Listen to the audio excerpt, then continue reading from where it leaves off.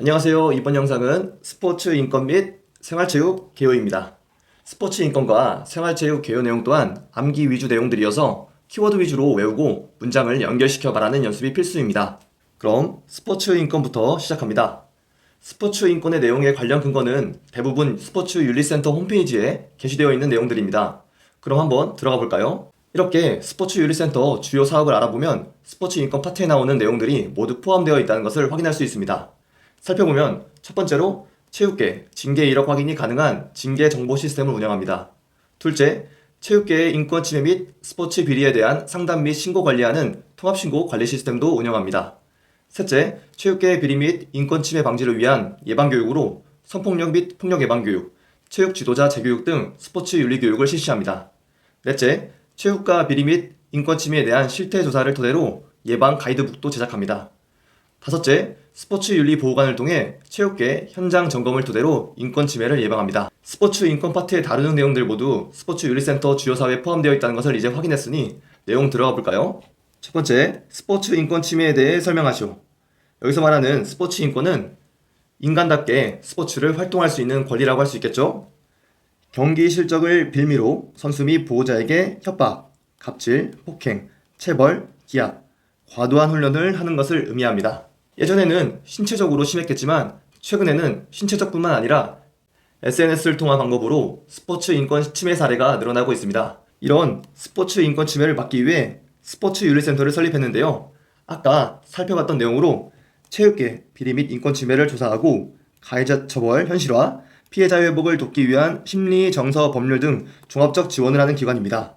즉, 체육의 공정성 회복과 체육인의 인권 보호를 위해 설립된 기관입니다. 다음은 스포츠 공정위원회입니다. 스포츠 공정위원회는 스포츠계 전반의 공정성 확립을 위해 법제, 보상, 징계 등의 공정한 심의를 진행하는 기관으로 체육회 각종 규정을 관리하고 체육회와 체육회의 관계단체 등 개인의 공적에 대한 포상, 개인의 비리에 대한 징계를 주로 심의합니다. 다음은 스포츠 폭력입니다. 스포츠 폭력은 스포츠 인권 파트에서 스포츠 성폭력과 가장 많이 출제되는 내용입니다. 스포츠 폭력 및 스포츠 성폭력은 스포츠 윤리센터에서 발표한 스포츠 폭력 및 성폭력 예방 가이던스에 모두 포함된 내용들로 하나씩 쭉 살펴보도록 하겠습니다. 스포츠인을 대상으로 폭행 및 감금, 갈취, 협박 등 정신적, 신체적, 금전적으로 피해를 가하는 행위를 말합니다. 이런 스포츠 폭력의 원인은 세 가지가 있는데요. 첫 번째, 폭력의 재생산으로 지도자 및 선수들의 구시대적인 사고방식과 폭력의 악순환을 말합니다. 선수들이 폭력을 당하고 그 선수들이 후배들에게 폭력을 가하고 또한 선수들이 은퇴하고 지도자가 돼서 다시 선수들에게 폭력이 필요하다는 사고방식으로 인해 폭력을 가하는 악순환을 뜻합니다. 둘째, 묵인으로 불이익을 두려워하거나 신고해도 소용없을 것 같다는 생각. 운동 집단 특성상 폐쇄적인 느낌이 있어 만약 피해 사실을 알렸다가 경기에 출전하지 못하는 두려움 또는 말해도 자연스러운 관습으로 생각하고 묵인시키는 경우가 많죠. 셋째, 정당화로 경기력 향상, 정신력 강화의 명목으로 인한 정당화, 권위주의적 위계 질서에 대한 정당화가 있습니다.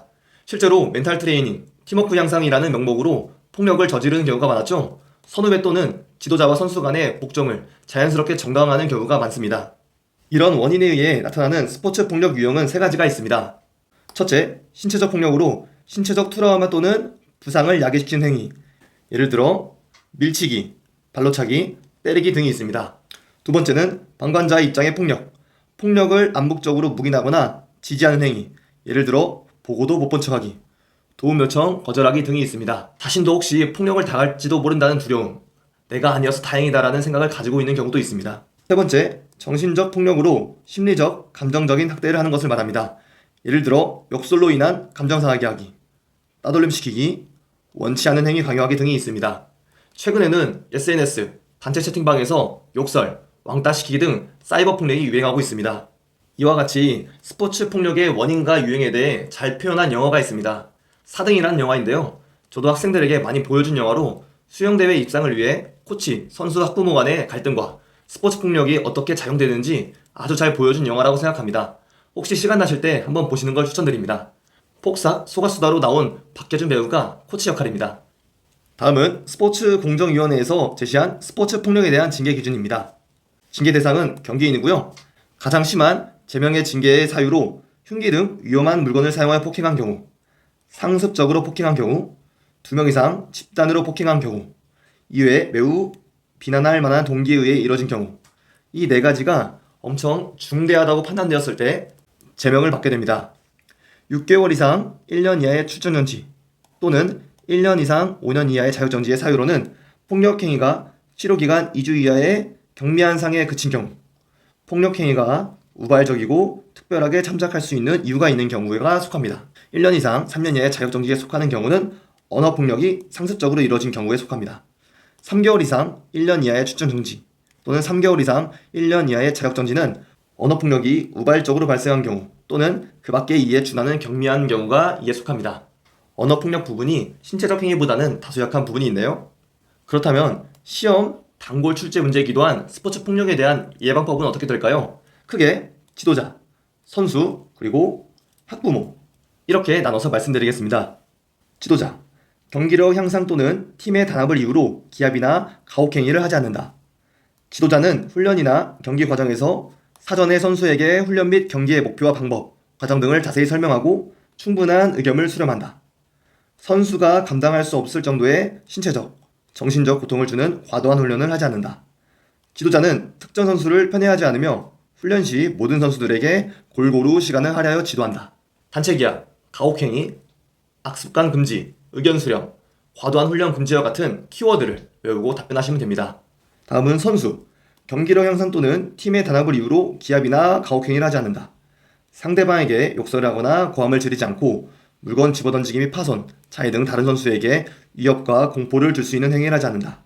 경기 및 훈련 준비와 정리는 선수 각자가 역할을 부여받아 동등하게 수행한다. 선수 개인의 가방과 훈련 장비는 스스로 관리하고 다른 선수에게 들게 하거나 사적인 심부름을 시키지 않는다. 합숙 기간 동안 사용하는 숙소의 정리정돈 및 청소는 사용한 선수 본인 스스로 정비하고 다인실인 경우 선후배와 관계없이 역할을 동등하게 분담하여 정비합니다. 다른 선수에게 음주와 흡연을 절대 강요하지 않습니다. 지도자의 허락 없이 합숙소를 무단으로 이탈하면서 다른 선수를 협박이나 위협하여 함께 무단으로 이탈할 것을 강요하지 않습니다. 선수 또한 선후배 관계를 생각하고 말씀드리면 수월하실 겁니다. 단체 기합, 가혹행위, 악습관 금지, 각자 역할 수행, 사적 심부름 금지와 같은 키워드 기억하시고 답변하시면 됩니다. 학부모는 평소에 자녀와 대화를 많이 하고 자녀가 자기 표현할 수 있도록 교육해야 됩니다. 자녀가 피해 사실을 알리면 불이익을 받을 수 있다 하더라도 피해 사실을 숨기지 않도록 교육합니다. 자녀의 훈련 방법과 시간 및 장소 등 중요 사항에 대해서는 지속적인 관심을 갖도록 합니다. 자녀에게 후배 선수들을 때리거나 괴롭혀서는 안 됨을 인식시킵니다. 자녀의 경기력 향상을 이유로 지도자에게 선수 체벌을 요청하거나 절대 권장하지 않습니다. 학부모는 자녀와 대화를 통한 자기 표현, 피해 사실 숨기지 않기, 관심 등 지도자나 선수들이 지켜야 할 내용들을 뭐뭐 해야 된다와 같은 교육적인 부분으로 답변하시면 됩니다. 스포츠 폭력 예방에도 불구하고 스포츠 폭력이 발생했을 때의 대처법입니다. 총 5가지고요. 첫 번째, 사건이 발생할 경우에는 피해자의 안전을 확보하고 사건 상황에서 벗어나야 합니다. 두 번째는 사건을 신고해야 됩니다. 스포츠 인권센터, 스포츠 윤리센터죠. 스포츠 인권센터와 경찰과 같은 수사기관에 상황을 신고합니다. 그리고 학부모, 지도자, 동료에게 도움을 요청해야 됩니다. 세 번째, 초기 대응 및 긴급 조치. 사건 조사에 필요한 증거를 확보해야 됩니다. 또한 사건으로 인한 외상이나 심리적인 상처를 치료해야 됩니다. 네 번째는 사건 조사 및 처리입니다. 스포츠 윤리센터 및 수사기관에서 조사를 하게 됩니다. 조사가 끝남에 따라 스포츠 공정위원회 규정에 따라서 가해자에 대한 징계가 처리됩니다. 그리고 다섯 번째로 사후관리입니다. 의료기관 및 상담센터에서 도움을 받아 치유와 회복에 집중해야 됩니다. 다음은 스포츠 성폭력입니다.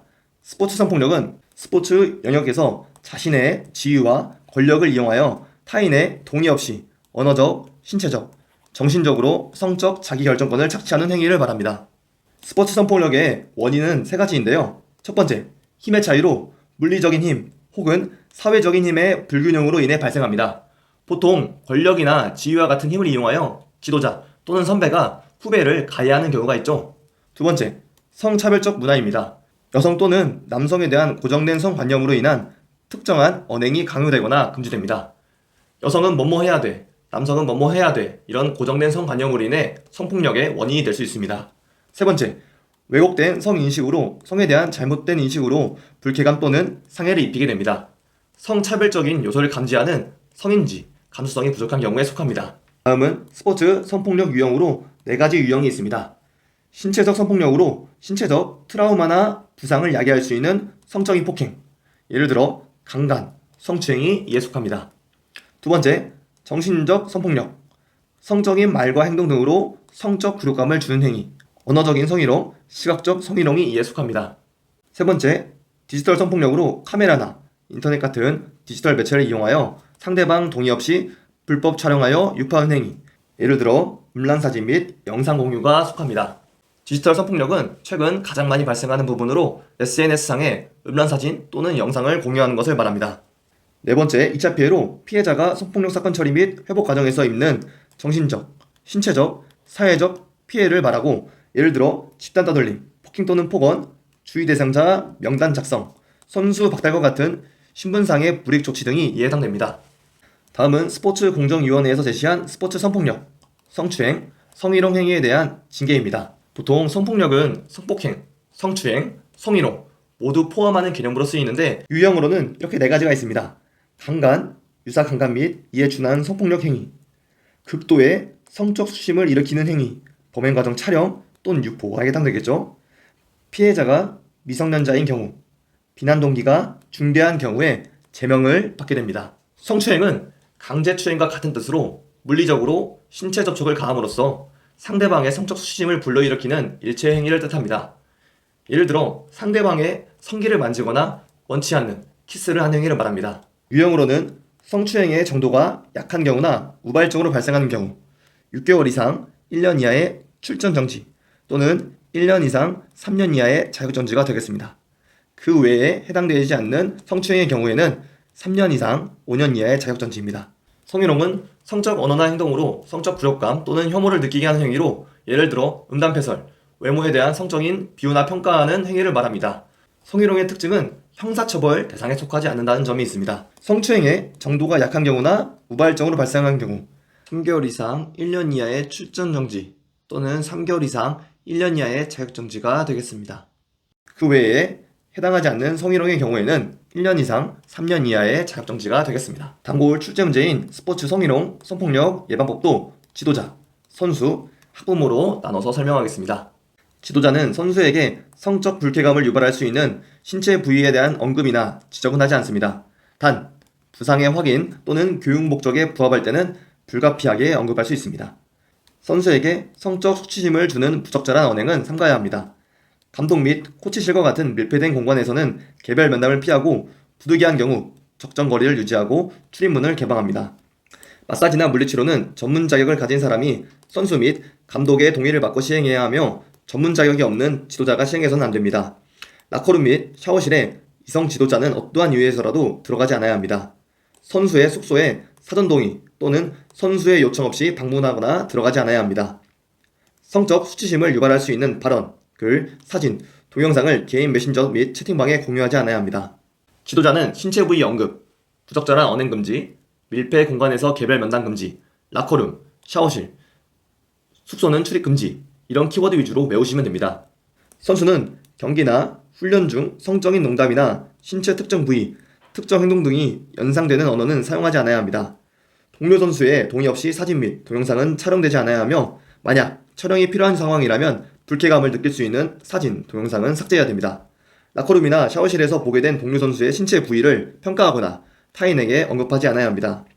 이성 숙소에 출입하지 않아야 하며 동성 선수 숙소에 들어갈 때도 반드시 동의를 구해야 합니다. 훈련 시간 이외 이성 간 사적인 만남은 한쪽의 일방적 요구로 이루어져서는 안됩니다. 동료 선수의 신체 특정 부위를 언급하는 내용 및 사진, 동영상 등은 SNS에 업로드하거나 공유하지 않아야 합니다. 선수 또한 신체 부위 언급, 부적절한 언행 금지, 라커룸이나 샤워실에서 신체 특정 부위 언급 및 SNS 유포 금지와 같은 키워드 위주로 외우시면 됩니다. 학부모는 자녀에게 성희롱, 성폭력에 대한 명확한 인식을 심어주고 그러한 행위를 하거나 그러한 행위의 대상이 되지 않도록 자세히 교육해야 합니다. 자녀가 지도자와 공식 경기를 마치고 훈련 시간, 장소 외에 사적인 만남을 갖지 않도록 교육해야 합니다. 진학지도 및 개별 훈련 등 부득이한 경우에는 보호자가 반드시 동행해야 합니다. 중요한 내용으로 지도자가 성범죄, 전적이 있는지 확인해야 합니다. 여성가족부 성범죄자 알림이 사이트를 참고하시길 바랍니다.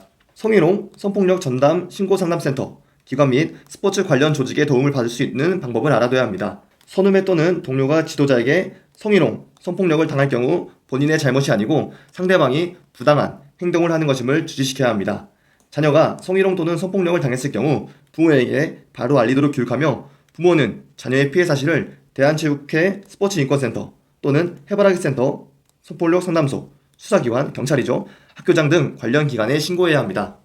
학부모는 지도자와 선수의 예방법을 자녀에게 교육시킨다는 내용을 말하시면 되고 추가적으로 지도자가 성범죄, 전적이 있는지 확인하는 것, 피해 사실을 외부기관, 스포츠인권센터 또는 해바라기 센터, 수사기관에 알리는 것까지 알아두시길 바랍니다.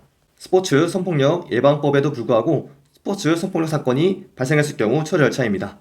스포츠 폭력 처리 절차와 비슷한데요. 첫 번째, 사건이 발생하게 되면 사건 상황에서 벗어나서 안전을 확보해야 됩니다.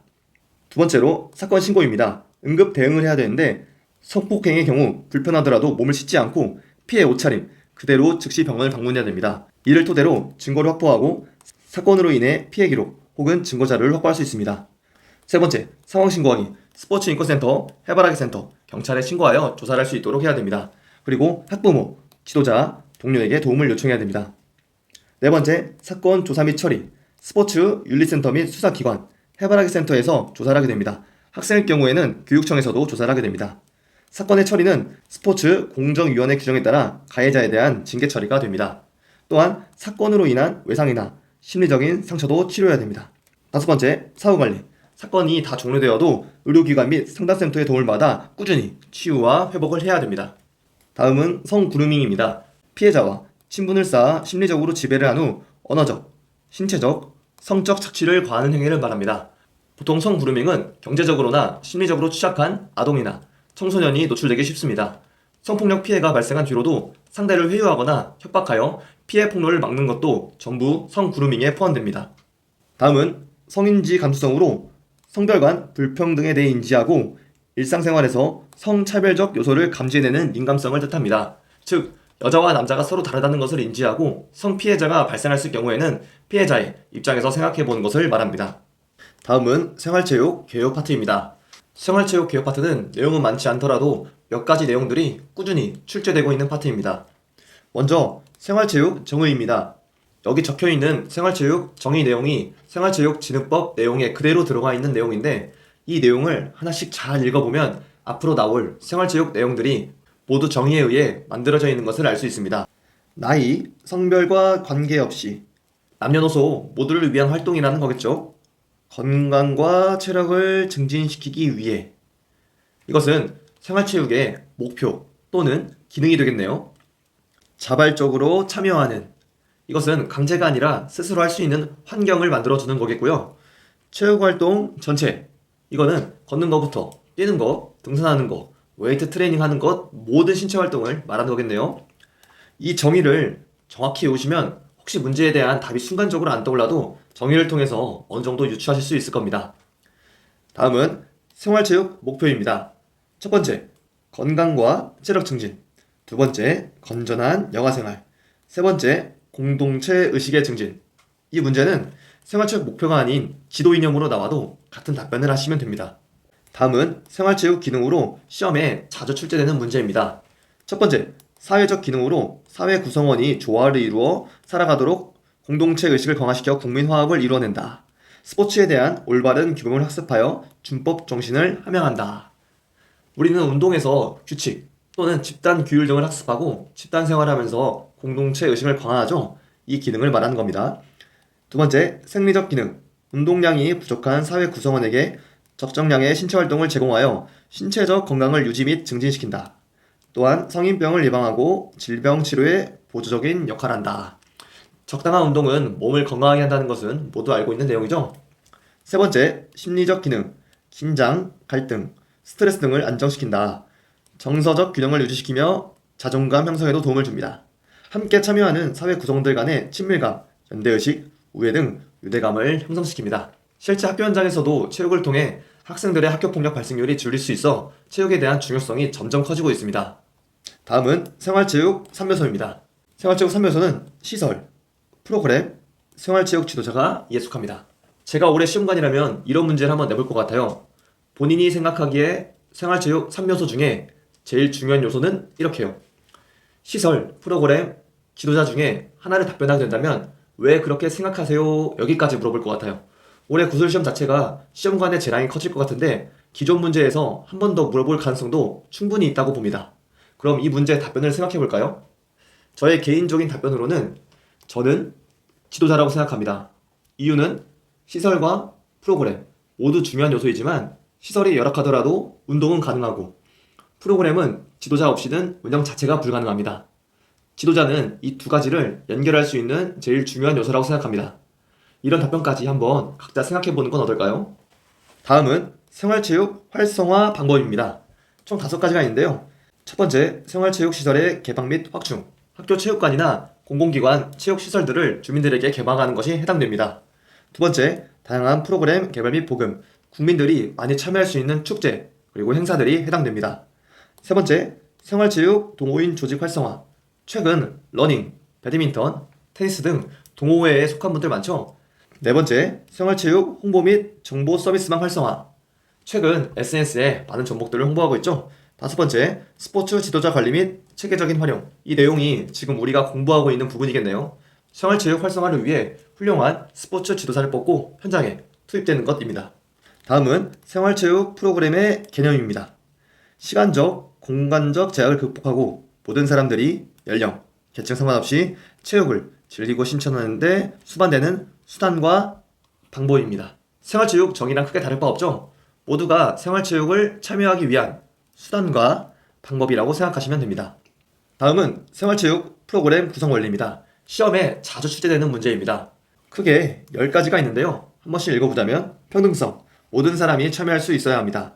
창조성, 창조적인 체육활동을 도모해야 합니다. 욕구 반영성, 참가하는 사람들의 욕구를 반영해야 합니다.